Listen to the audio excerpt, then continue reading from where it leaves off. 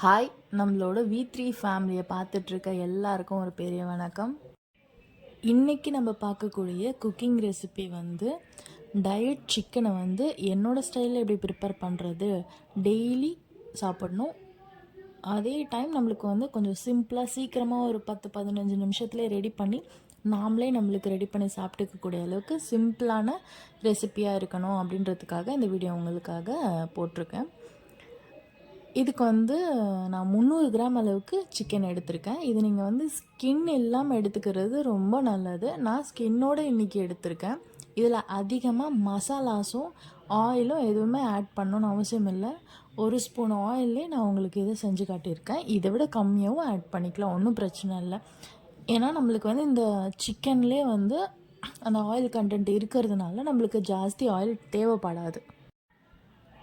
இதுக்கு தேவையான பொருட்கள் நான் 300 கிராம் சிக்கன் எடுத்திருக்கேன். ஒரு மீடியம் சைஸ்டு ஆனியனை குட்டி குட்டியாக சாப் பண்ணி வச்சுருக்கேன். இதில் 10 நம்பர் ஆஃப் காஞ்ச மிளகா வச்சுருக்கேன். நம்ம காரத்துக்கு ஏற்ற மாதிரி அட்ஜஸ்ட் பண்ணிக்கலாம். இதில் பெப்பர் பவுடர் ஒரு 1/2 ஸ்பூன் சேர்த்துருக்கேன். உப்பு தேவையான அளவு. ஆயில் 1 ஸ்பூன் ஆட் பண்ணியிருக்கேன். சோம்பு 1/4 ஸ்பூன் ஆட் பண்ணியிருக்கேன்.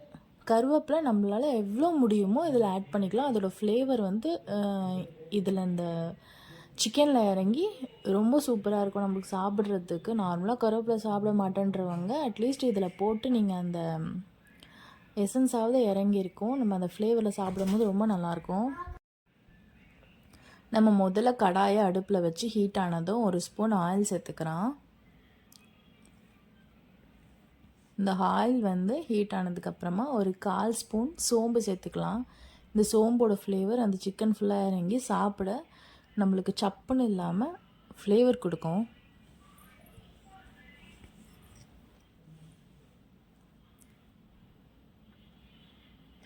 சோம்பு கொஞ்சம் ப்ரௌன் ஆனதும் இதுக்கப்புறம் நம்ம காஞ்ச மிளகா சேர்த்துக்கலாம்.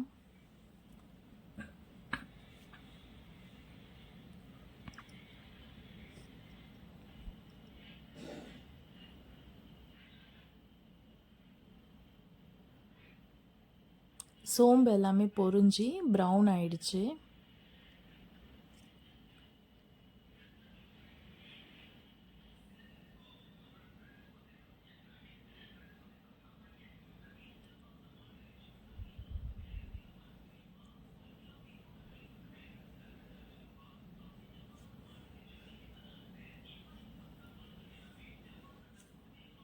இப்போ நம்ம இந்த டைமில் 10 நம்பர் ஆஃப் காஞ்ச மிளகாவை காம்பை கிள்ளிட்டு நம்ம இதில் சேர்த்து வதக்கிக்கலாம்.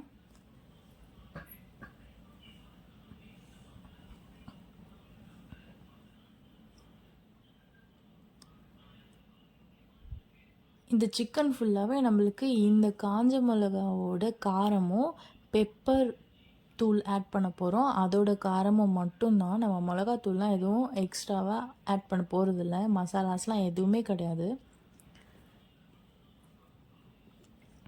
இப்போது நம்ம ஒரு வெங்காயத்தை குட்டியாக சாப் பண்ணி வச்சுருந்தோம்ல, இப்போ அதையும் சேர்த்து வதக்கிக்க போகிறோம்.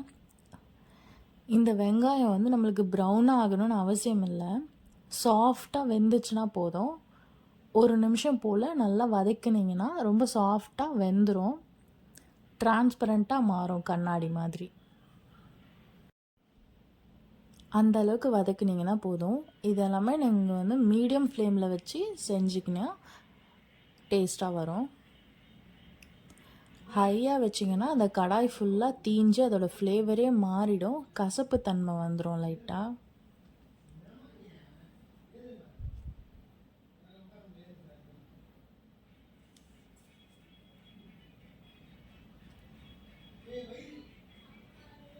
ஆனியன் நல்லா வதங்கிட்டு இருக்கும் போதே நம்மளால் எவ்வளோ முடியுமோ அவ்வளோ கருவேப்பிலை ஆட் பண்ணிக்கோங்க. நல்லா கை ஃபுல்லாக எடுத்து ஆட் பண்ணிக்கோங்க.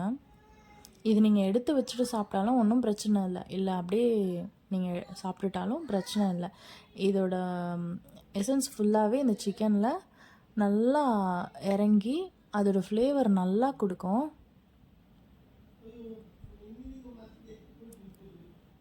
அதனால் கருவேப்பிலையை குழந்தைங்க எடுத்து வைக்கிறதுன்னு நினைக்கிறது பிரச்சனை இல்லை. நீங்கள் அந்த கருவேப்பிலையை சேர்த்துக்கோங்க. அதோட எசன்ஸ் ஃபுல்லாக இறங்கி நல்லாயிருக்கும் அதோடய ஃப்ளேவரு. அதுக்காக சேர்த்துக்கோங்க கருவேப்பிலை.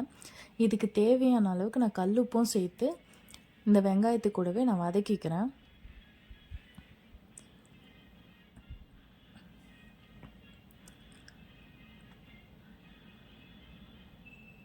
இப்போ வெங்காயமும் நல்லா சாஃப்டாக வதங்கிடுச்சு. இதுக்கப்புறம் நம்ம இஞ்சி பூண்டு பேஸ்ட் ஆட் பண்ணிக்கலாம். இதில் இஞ்சி பூண்டு பேஸ்ட் நான் 1 ஸ்பூன் அளவுக்கு ஆட் பண்ணியிருக்கேன்.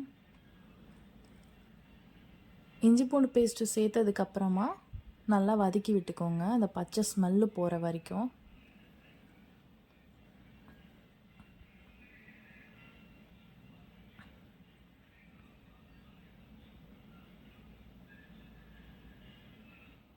இதுக்கப்புறம் நம்ம சிக்கனையும் ஆட் பண்ணிக்கலாம். நான் 300 கிராம் சிக்கனை ஸ்கின்னோடவே ஆட் பண்ணியிருக்கேன்.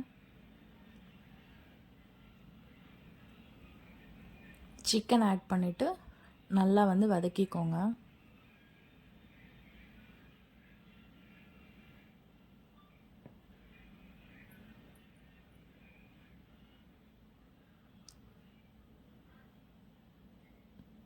இதில் 1/4 ஸ்பூன் நான் உங்களுக்கு மஞ்சள் தூளும் ஆட் பண்ணியிருக்கேன்.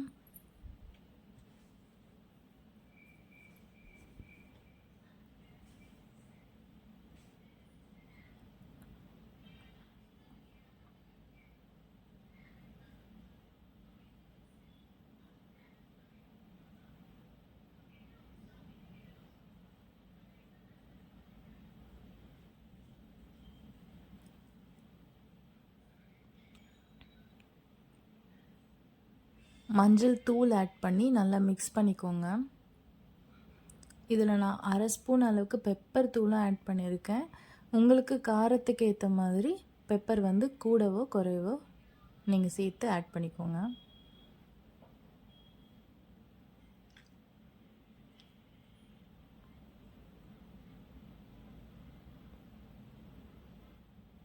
இதில் மசாலாஸ் எதுவுமே பெருசாக சேர்க்கலை அப்படின்றதுனால நீங்கள் வந்து பெப்பரும் அந்த காஞ்ச மிளகாவும் தான் காரத்துக்கு நம்மளுக்கு பேலன்ஸ் பண்ண போகுது. அதுக்கேற்ற மாதிரி நீங்கள் பெப்பர் காரமாக சாப்பிடக்கூடியவங்களாக இருந்தீங்கன்னா பெப்பர் கொஞ்சம் எக்ஸ்ட்ராவாக ஆட் பண்ணிக்கோங்க. குழந்தைங்களுக்குன்னா 1/2 ஸ்பூன் போல் போதும். 1/2 ஸ்பூனுக்கும் கம்மியாக வேணும் அப்படின்னா 1/4 ஸ்பூன் ஆட் பண்ணிக்கலாம். இப்போ இது எல்லாத்தையும் போட்டு நம்ம ஒன்ஸ் மிக்ஸ் பண்ணி விட்டுட்டு லெட்டு போட்டு மூடி நம்ம வேக வைக்க போகிறோம்.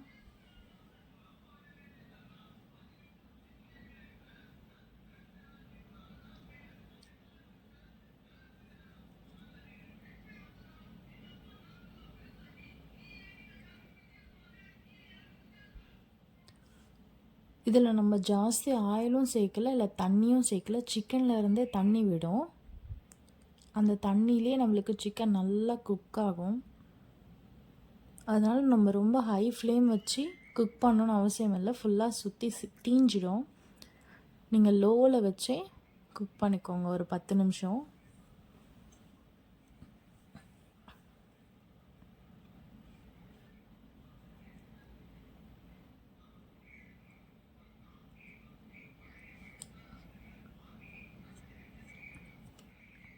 பத்து நிமிஷம் குக் ஆனதுக்கப்புறமா நீங்கள் இதை ஓப்பன் பண்ணிங்கனாலே இந்த சிக்கனில் இருக்க ஆயில்ஸே நல்லா சுற்றி இறங்கியிருக்கும்.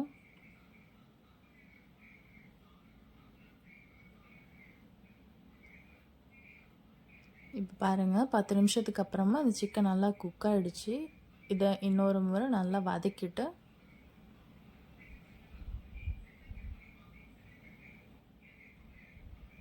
சிக்கன் வெந்துருச்சான்னு செக் பண்ணி, சப்போஸ் வேகலைன்னா திருப்பியும் க்ளோஸ் பண்ணி நீங்கள் குக் பண்ணிக்கோங்க.